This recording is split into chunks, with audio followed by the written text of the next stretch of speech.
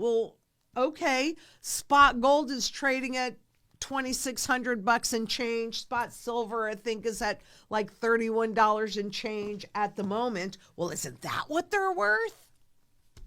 Do you really expect any kind of good price discovery from Wall Street? Because everything's been turned into a big trade. So let me show you how to determine how much gold and how much silver is its true value right now. So we look at global debt because that's how money is created in this system.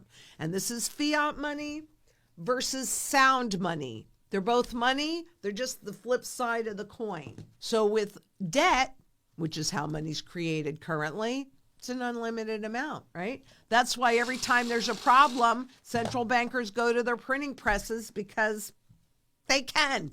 There are no limitations on that. Now, every time they do that, the purchasing power of the value of the currency goes down, but what do they care? They get to use it first when it has its most value. It's us, the public, that has to deal with everything else. But the global gold supply is finite. I don't care if they find a new discovery. Anytime anything is physical, there's going to be a limited amount of it. Anytime. So the fundamental value that I'm about to show you represents the true value of gold, the fundamental value of gold on a 1-to-1 cover ratio, which means that this is how much it's really worth. When they do that overnight reset, I can't tell you what the cover ratio is going to be at that time, and nor can I tell you what the fundamental value of the gold is going to be at that time because it depends on the level of debt that they've grown. But let's just stay with current so we're dealing with facts. And the global debt at 313 trillion, not counting all the derivatives or all the other wonky products and complex products that Wall Street creates from it. So that's 313 trillion. And the global gold supply is almost 70, well, let's see, hundreds, thousands, millions, 7.498 billion ounces. That's it. And that means that the current fundamental value, which you've heard me say, and I know it sounds crazy, is over almost $42,000 an ounce. And the fundamental value of silver is $2,000. This is how you know that it's so severely undervalued, because they're going to hide it until they can't. And we've seen this happen over and over, even currently in a whole bunch of currencies that are dealing with hyperinflation. So all you need to do to determine the true value of an ounce of gold for its most important function, which is to hold your purchasing power intact, is divide the debt by the gold. And that's how you get that 42 grand. And silver, remember, okay, is historically, when they did this is a 20th of an ounce. This is a full ounce of silver. So at a 21-to-1 ratio, that's how you get over $2,000 right now for the true value of silver. So can you see how severely undervalued it is? It will go to its fundamental value. I can't tell you exactly when, but I can tell you that it's happened over 4,800 times, 100% of the time. It's the way they attempt to get your confidence back. But this data then helps determine how much silver and how much gold do I really need to accomplish my goals. We're going to look at silver first because this is such an interesting long-term chart. You always have to look long-term because you can see anything short-term. But long-term, what we've got are two huge cups, right? Silver currently has not concluded this cup. This is what I keep talking about, that, well, maybe it's not going to happen by the end of this year, but it's working on it and it's definitely happening. So it'll probably happen next year. But since this is a double cup, here's this one big cup, here's this next big cup. Once that breaks above that, can you see how silver is likely to go toward that $2,000? Because it works like a spring. I think I have a spring in here. I do. Works like a spring. And if you hold that spring down and you suppress it and you suppress it and you suppress it, when you remove your hand, it springs in this case, if it breaks that top, it'll spring up. It's just what always happens. So this is a huge technical pattern, especially with two major cup formations. Are they showing you this? No, they're showing you short term. They don't want you to understand how to get into position to protect yourself. But this is why silver will absolutely go to its fundamental value once it crosses that line. And it's why you see in some currencies, or at first, that we could see that gold and silver ratio grow a bit more narrow. However, once we enter the hyperinflationary stage in earnest, we won't see that anymore.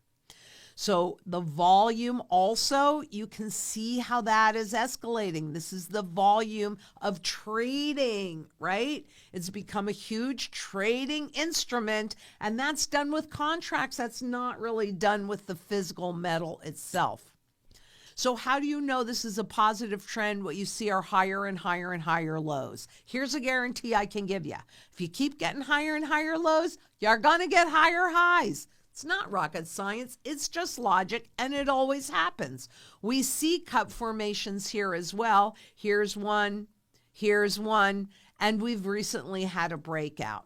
So the long-term positive trend is escalating. It was slower here. It picked up steam here. It's picking up steam here, right? So the trend is getting faster and faster. We're going into a breakout. At the same time, that volume is escalating because even this volume over here is higher than the volume over there. But that's trading volume, right? We also know in the buying of the physical volume, that too is escalating. But this is what at this time guides those bullion prices, the kind that you can hold inside of an IRA, or even the kind of emergency gold, which I like the raw stuff for. Outside of the IRA, it's going to be guided by this market at this moment. That won't always be true. It hasn't always been true. But the premiums just get a lot wider, and we'll see that happening into the future because this is paper. They can create as much gold and silver that doesn't exist as they want to. But we all know that personally, I like these collectible coins, and this is by far the lion's share of my personal portfolio, though the raw gold is also part of my barterable portfolio, having a variety of sizes. But let's stay with the collectible coins. And I'm not talking about the very high expensive ones. I'm talking about, this is the collectible market. This level that I'm showing you here, which is the level that I prefer because I'm not spending $15 million on one coin. And let's take a look at some dates and how this has unfolded, because I'm just looking at what is most likely to happen. And number one, these coins are held privately. You can't do them inside of an IRA. Okay, so be clear on that. That gives me a level of comfort because it is in the category of a collectible. And therefore, since I believe that we are likely, or we certainly could see another overt confiscation, all of this inflation, taxation, all of that are forms of confiscation. They just don't say it that way because then you know what they're doing. And we don't want them. We don't want the public to understand what we're doing. But let me walk you through this chart.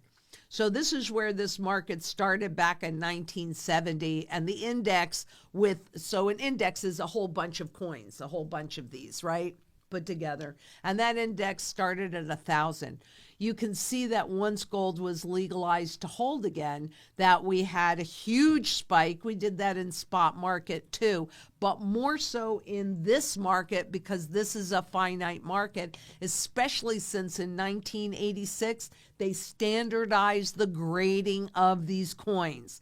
Up until that point, if I were a dealer, I could look at this kind of go, oh, I think this is a mid-state 65 and sell it to you that way. And maybe it was really a mid-state 61. So the whole industry was standardized and it really took off. And then, of course, you have this huge drop down. So what I'm showing you over here in 94, that's when you had the bottom of it, of that index at almost 47,000.